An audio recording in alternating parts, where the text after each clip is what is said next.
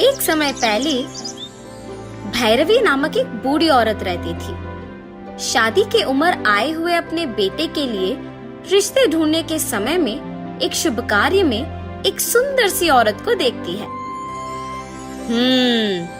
यही मेरी बहू बनेगी।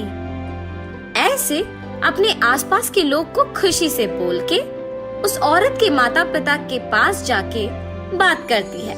पति चंद्रशेखर और बेटा विघ्नेश को बुला के उस औरत के बारे में बोलती है।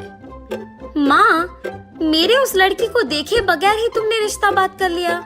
बेटा, अगर मुझे एक लड़की इतना पसंद आई कि मैंने उसे सीधा अपना बहू मान लिया, तो तुम्हें समझना पड़ेगा, तुम्हें पक्का वो बहुत पसंद आएगी।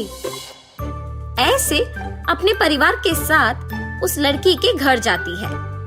वहाँ लड़की को देख विघ्नेश उस पे लट्टू हो जाता है। ऐसे भैरवी विघ्नेश और नैना की शादी करवाती है। शादी होने के बाद पहले दिन ही नैना सुबह उठ के खुद सारे काम करना शुरू करती है। सासू माँ, ये लीजिए कॉफी।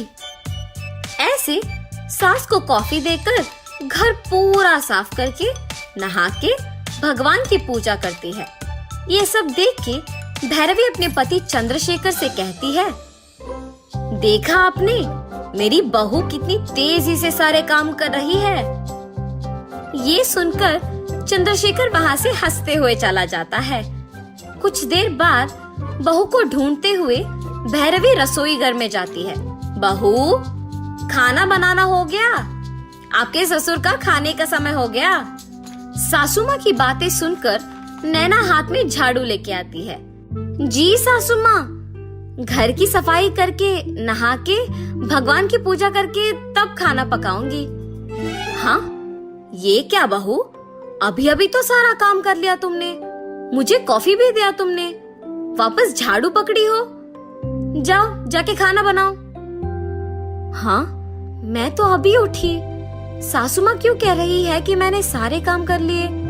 क्या मैंने सच में सारा काम कर लिया?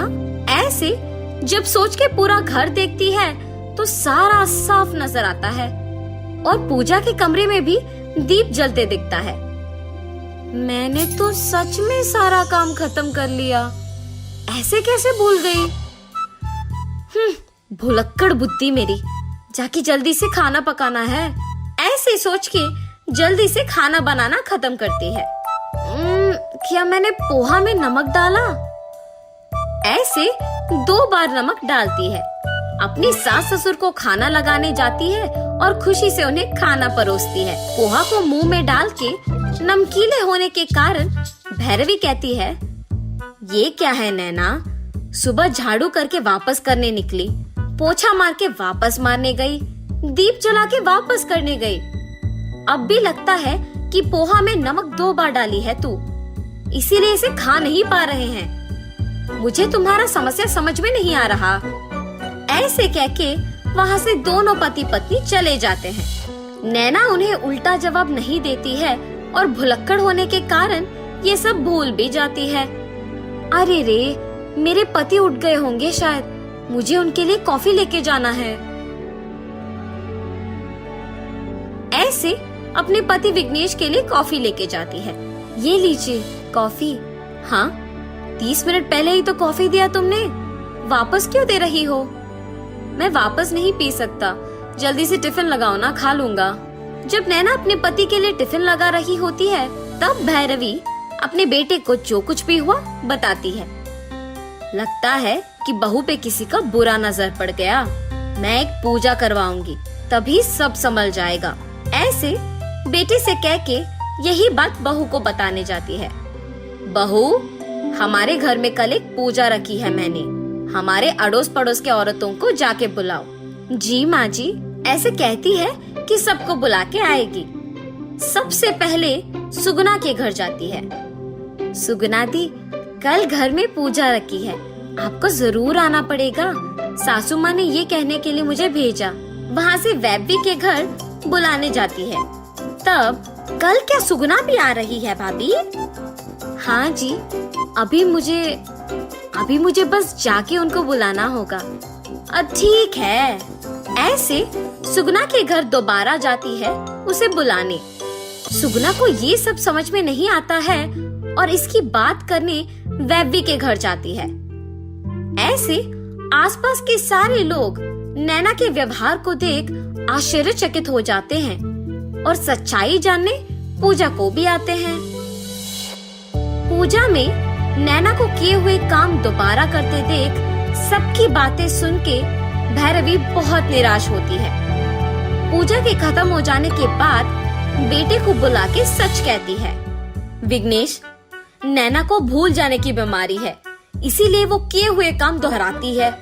उसकी वजह से मैं अपने जान पहचान के लोगों के सामने एक मजाक बन गई हूँ कि चुन चुन के एक भुलक्कड़ बहू को ही घर ले आई। ऐसे मेरा मजाक उड़ाना मैं सहन नहीं कर पा रही, कुछ तो करना पड़ेगा। माँ, आज के दिन में नैना जैसे सुशील लड़की का मिलना ही बहुत है।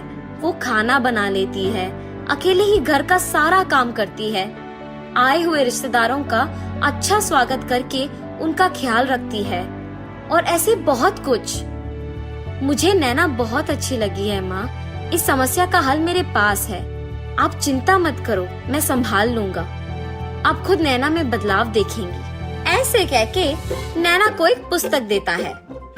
नैना, अब से तुम जो भी काम करती हो इस पुस्तक में लिख के उसे कहीं चिपकाओ।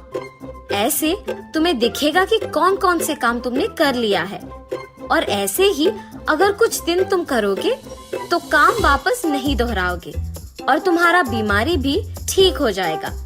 ऐसे मुझसे डॉक्टर ने कहा है। विघ्नेश की बातें मानकर उसके दिए हुए सलाह के पालन करके कुछ ही दिनों में ठीक हो जाती है। भैरवी के आसपास के लोग भी उसका मजाक उड़ाना बंद करके नैना को उसकी सुंदरता, सुशीलता और अच्छाई के लिए बहुत पसंद करते हैं।